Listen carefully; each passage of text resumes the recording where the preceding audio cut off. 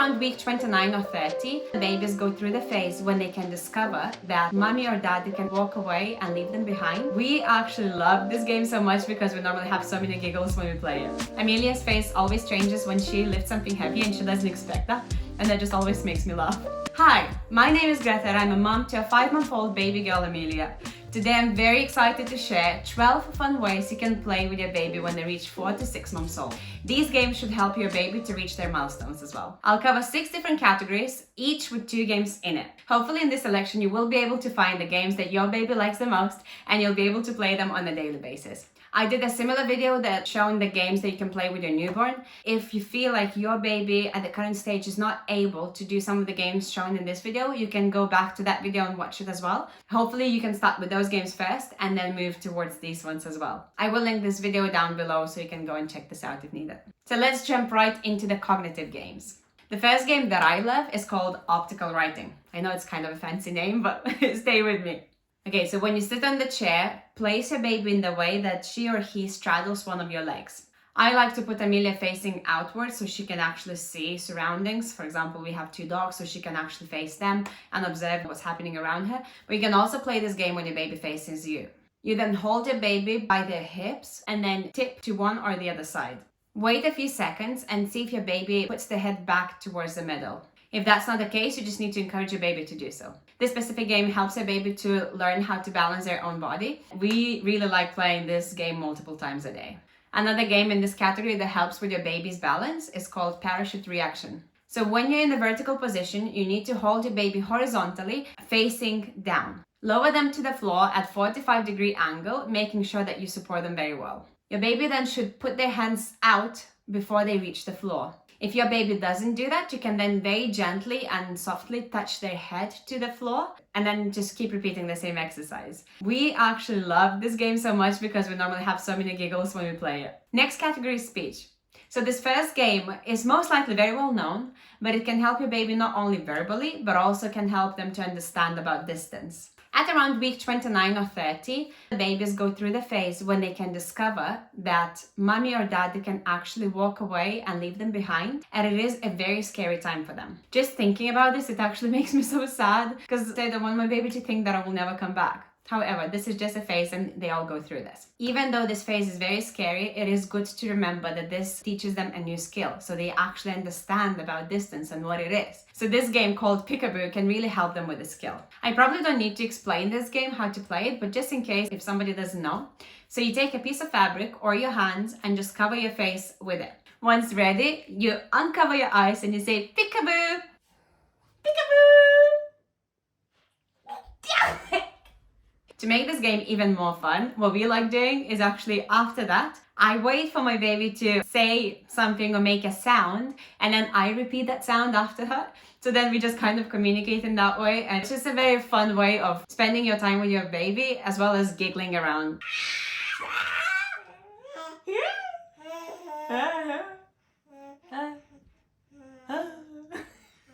Next one in line is called expressing emotions. You place your baby in front of you and then using a happy tone of voice, you try to make your baby excited about something. It can be a random toy that maybe they love so much or just literally your fingers or your fingertips. And then you just say something like, look at those fingers, they will tickle you.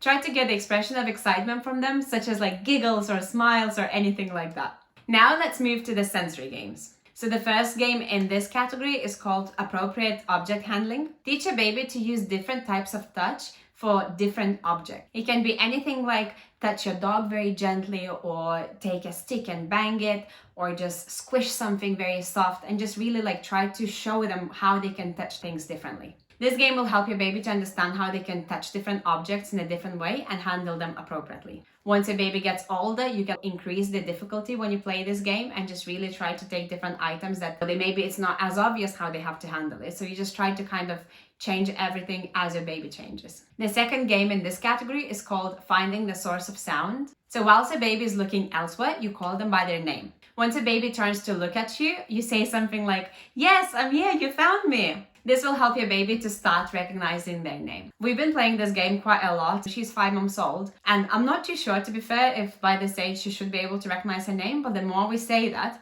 like, she actually starts looking at me. And now even if you do a FaceTime with somebody and then somebody says, Amelia, she straight away looks at the camera. So it's just quite nice to see that this game is really helping out. It also might be just the tone that we use to say her name, and that's why she relates it. But either way, like, the more you do that, the more she's gonna get used to it. And then when the time goes by, she's really gonna start familiarizing herself with her own name. Next category is fine motor games. So in the first game, you give your baby a large toy. It can be a plush toy or anything soft that they can actually use their both hands and cuddle that toy or just start playing with it. Sometimes we like to take a teddy bear that she has, quite a few of them, or like a larger ball that we have, like it's a large soft ball, or even just a small pillow that she could hug. So any of those items would be good for this game. This game will really help your baby to develop the skill how they can hold different objects with both hands at the same time. Another game in this category is called Heavy and Light Objects, which is basically exactly how it sounds. Allow your baby to explore and handle different objects that have different weights. So for example, some of them can be very light, so maybe a little toy that she likes to play,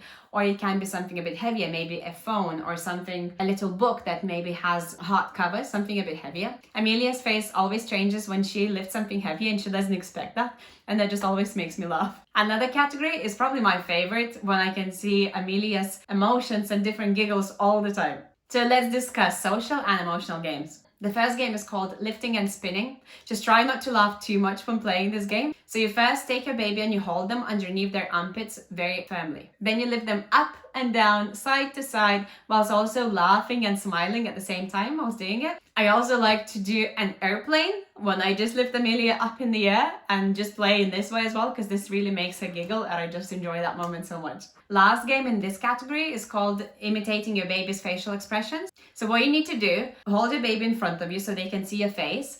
And then if your baby yawns, you yawn as well. If your baby smiles, you smile as well. And just keep trying to repeat the same facial expressions that they do. This really helps a baby to improve their facial expressions and just to really recognize some new ones that maybe they haven't discovered yet. And the last category that I want to discuss is called gross motor skills. So at around 4 to 6 months old, this is the time when your baby should start rolling.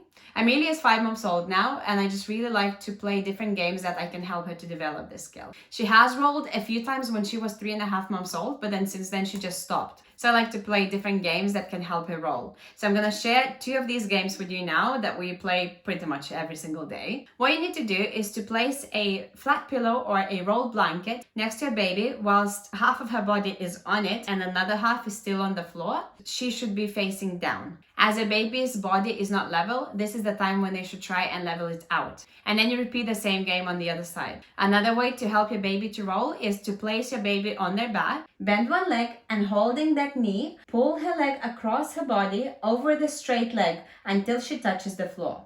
This will cause her to roll over. And then just repeat the same on the other side. Amelia prefers the second game much more, and we actually can do it, but I understand that this requires more help from me. So maybe that's why she likes it.